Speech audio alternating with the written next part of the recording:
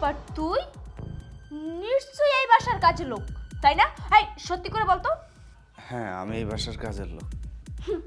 সেটা আর তোকে বলতে হবে না, তোর চেহারা দেখে, তোর ড্রেস আপ দেখেই বোঝা যাচ্ছে যে তুই এই বাসার একজন চাকর।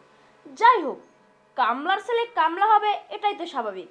কি ব্যাপার, তুমি এইভাবে কথা বলছো কেন? ওনাকে কি তুমি চিনো?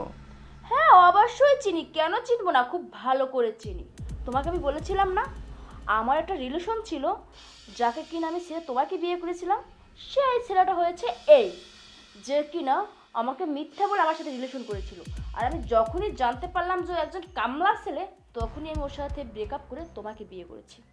যাই হোক, হ্যাঁ আচ্ছা, তোর এ বাসায় পেমেন্ট কত, মানে তোর স্যালারি কত, কয় টাকা দেয় মাস শেষে? 5,000 নাকি 7,000? দেখ আমার হাজবেন্ডকে, যে কিনা মাসে 30,000 টাকা স্যালারি পায়, কখনো 30,000 টাকা চোখে দেখেছিস? তোর মতো ফকিন্নির বাচ্চারা 5,000 দেখেছে কিনা সেটাই তো সন্দেহ। যাই হোক, আমার হাজবেন্ডের টাকা দিয়ে তোকে পুরো 1 বছর খাটানো যাবে। বাই দ্য ওয়ে, তোর মতো একজন কামলার সাথে কথা বলে আমাদের মূল্যবান সময় আমরা নষ্ট করতে চাই না। যা, তুই এক্ষুনি গিয়ে এই বাসার মালিককে ডেকে নিয়ে আয়। ঠিক আছে, আমি যাচ্ছি। ছাব্বির বসু, বাড়িটা কত সুন্দর। হ্যাঁ আসলে অনেক সুন্দর, আমার খুব পছন্দ হয়েছে। জানো, এমন একটা বাড়ি করার আমার অনেক স্বপ্ন। আসসালামু আলাইকুম। ওয়ালাইকুম আসসালাম। বাড়িটা তো এটাই নাকি? হ্যাঁ এটাই। ভাড়া কিরকম পড়বে? ভাড়া 25,000 টাকা। আমাদের বাজেট তো ছিল 10,000।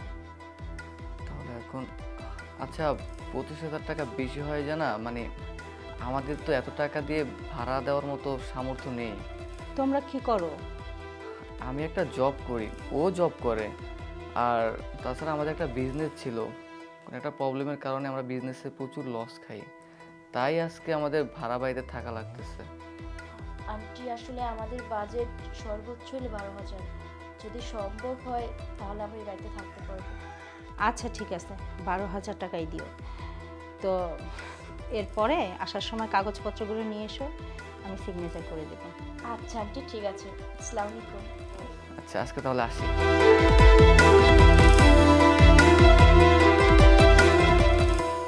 নিন আন্টি, এখানে একটা সাইন করে দিন। আসলে কি মা জানো, আমি সাইন করতে পারি না। মানে? মানেটা হলো এই বাড়ির মালিক আমি না। হোয়াট? মালিক আপনি না মানে? তাহলে এই বাসার মালিক কে? আসলে প্রথম দিন কাজের লোক বলে যাকে তোমরা নানান রকম অপমান করেছিলে, সেই হচ্ছে এ বাড়ির মালিক, আর আমি হচ্ছে এ বাড়ির কাজের বুয়া। উনি ঠিকই বলেছে, আমি এই বাড়ির মালিক। আর তোমার অহংকার দেখে এখনো কমেনি, আগের মতোই অহংকারী রয়ে গেছো। একটা জিনিস কি জানো, মানুষের অহংকার না সবসময় রাখতে নেই। তখন আমি গরিব ছিলাম, তাই তুমি আমাকে ছেড়ে চলে গিয়েছিলে।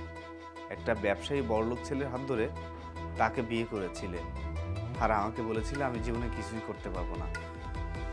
তুমি যেদিন আমাকে ফোন করো, জি জি আমার বাসায় ভাড়া হবে, জি জি আজকে না, আপনার কাল সকালে আসুন। ঠিক আছে, ওকে। খালা, খালা। কি হয়েছে বাবা, ডাকতেছো? খালা, আগামীকাল আমার একজন মেহমান আসবে, মানে আমার বাড়িটা দেখতে। ফ্ল্যাটটা ভাড়া দিব তো, আগামীকাল আপনি এই বাড়ির মালিক হবেন, আর আমি হব এই বাড়ির কাজের চাকর। বাবা আসলে ব্যাপারটা বুঝলাম না, আমি মালিক তুমি চাকর মানে? খালা প্লিজ, আপনি না করবেন না। আমি আপনাকে যেভাবে যেভাবে বলবো আপনি সেভাবে করবেন, তাহলেই হবে। ঠিক আছে খালা? আচ্ছা। দেখো, মানুষকে কখন কোন পরিস্থিতিতে আল্লাহ পাক ফেলে সেটা শুধুমাত্র আল্লাহ পাক ছাড়া আর কেউ জানে না।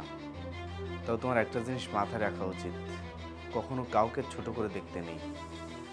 সেদিন যদি তুমি আমাকে ছোট করে না দেখতে, তাহলে হয়তো আমি আজ এত বড় হতাম না। আমি অক্লান্ত পরিশ্রম করেছি, পরিশ্রম করে আজ এখানে দাঁড়িয়েছি, এত বড় হয়েছি। আমি এই বাড়িটা তোমাদের কাছে শুধুমাত্র 12,000 টাকায় ভাড়া দিচ্ছি। কারণ জানো, কারণ আমি গুলশানে আরও একটা বাড়ি করেছি। আমি আগামীকালই গুলশানের বাড়িতে চলে যাচ্ছি, তাই ভাবলাম এই ফ্ল্যাটটা আমি ভাড়া দিয়ে দেই। আমার এই ফ্ল্যাটটার ভাড়া 25,000 টাকা, কিন্তু আমি তোমাদেরকে দিচ্ছি 12,000 টাকায়। কারণ কি জানো, আমি মানবিক মানুষ, মানুষকে সাহায্য করতে পছন্দ করি। তোমরা এখন বিপদে পড়েছো, তাই তোমাদেরকে আমি সাহায্য করছি। এই বাড়িতে তোমাদেরকে থাকতে দিচ্ছি। খালা, আপনি ওনাদের চা নাস্তার ব্যবস্থা করুন। ভাই, আপনারা চা নাস্তা খেয়ে তারপর আমার বাড়ি থেকে যাবেন। আপনারা বসেন, আমি নাস্তা পানি দিতেছি। দেখো, তুমি যেই কাজটা করেছো একদমই ঠিক করনি। মানুষকে মানুষ হিসেবে মূল্যায়ন করতে শিখো। আর তাছাড়া ভাগ্য কখন কাকে কোথায় নিয়ে যায় সেটা কেউ বলতে পারে না।